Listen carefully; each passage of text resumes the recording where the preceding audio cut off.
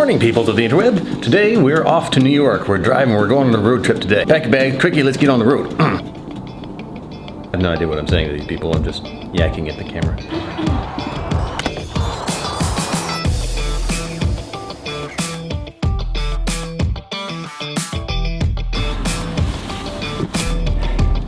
So one good thing about owning a house that starts 2 floors above ground level and then goes 2 more floors, 3 more floors, I don't know. But when you leave a tasty drink at the top, it's a good amount of exercise. So we finally got the car all loaded up. Took us a couple hours while Patient was working her ass out doing it, and I was taking a nap. And the first thing that we do is we run off to Smash Burger to get one last nice tasty burger before we get out of town.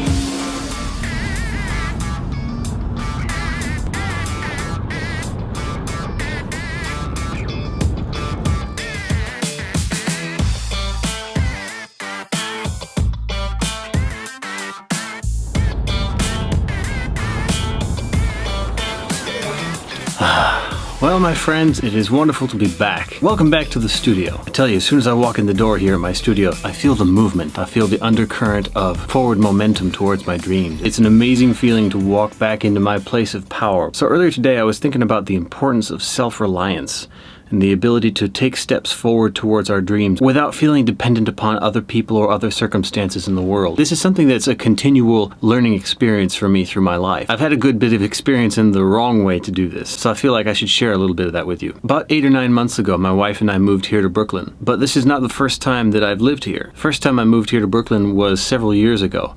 I was in my early 20s. The reason I moved here was because someone that I thought of as a friend, someone I had known since I was about 12 or 13 years old, who is a very successful musician today. I had hung out with him on several occasions, and my dad had helped him a lot in his career, in the early stages of his career. So as I was kind of getting better at being a bass player, I decided to come and hang out with this guy one time, and he lived here in Brooklyn. And I said to him, so what do you think? I played him a few songs. I played him some of my solo bass stuff, some of the stuff that I was working on with jazz, just kind of showing what I could do. And he said, yeah, man, I mean, you're ready to go on tour tomorrow with some of the best musicians in the world.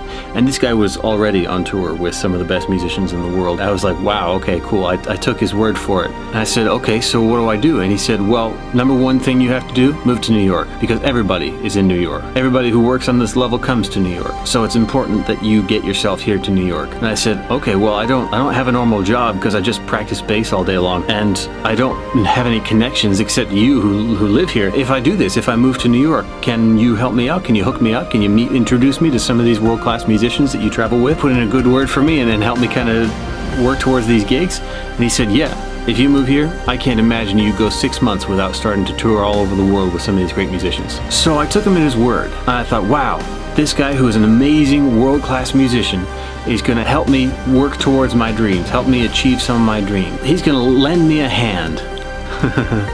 And so I saved up for 2 years, just doing odd jobs here and there, until I had around $12,000. And I moved here to New York, to Brooklyn. The cheapest place I could find.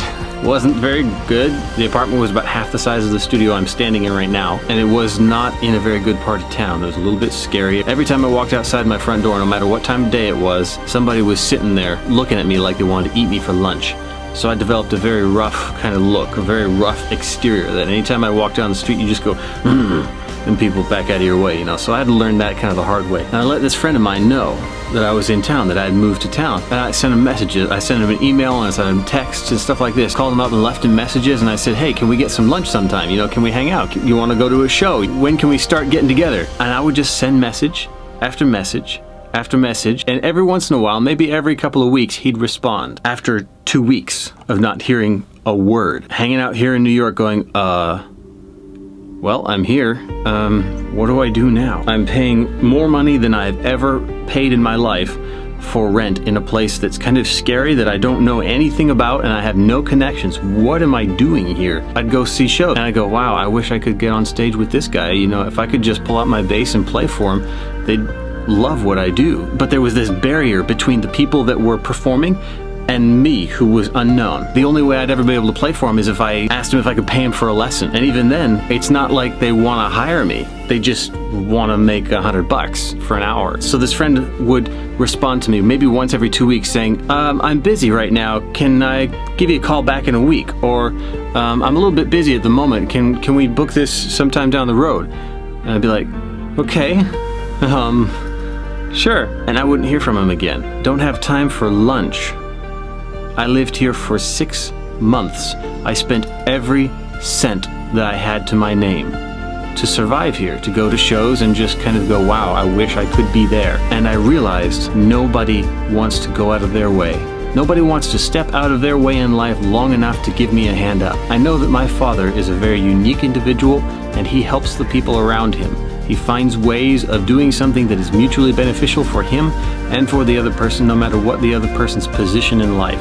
But that's an extreme rarity, at least in my experience. Now, the reason I tell you that story is not to depress you, not to make you feel like the world is a bad place or the people are bad.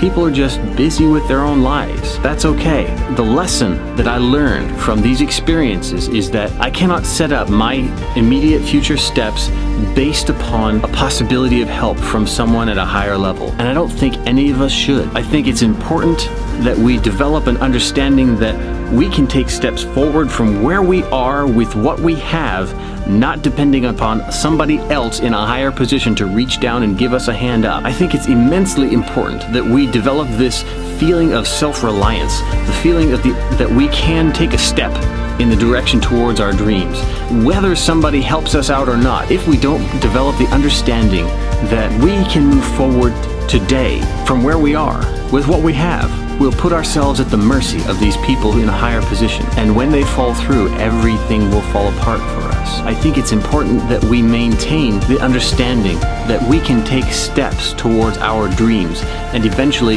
accomplish and achieve our dreams and our goals, whether they follow through or not. And this is something that I've learned through experience the hard way.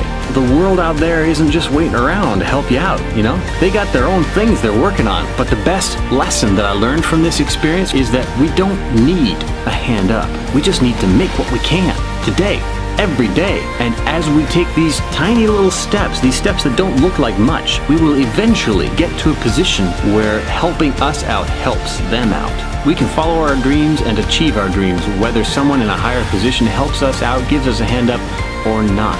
So it took me years to learn that you can't just wait around hoping for somebody to help you out. Just waiting around going, well, I hope maybe I'll find somebody who can make me famous. Not gonna work. We gotta build it ourselves. If you build it, they will come. That great phrase from Field of Dreams. Step by step, brick by brick, and even go fire the bricks ourselves if we have to. One tiny little step at a time. Eventually we will get there. So that's it for this thought tonight. I'm gonna play you a little bit of music. I'll see you guys tomorrow.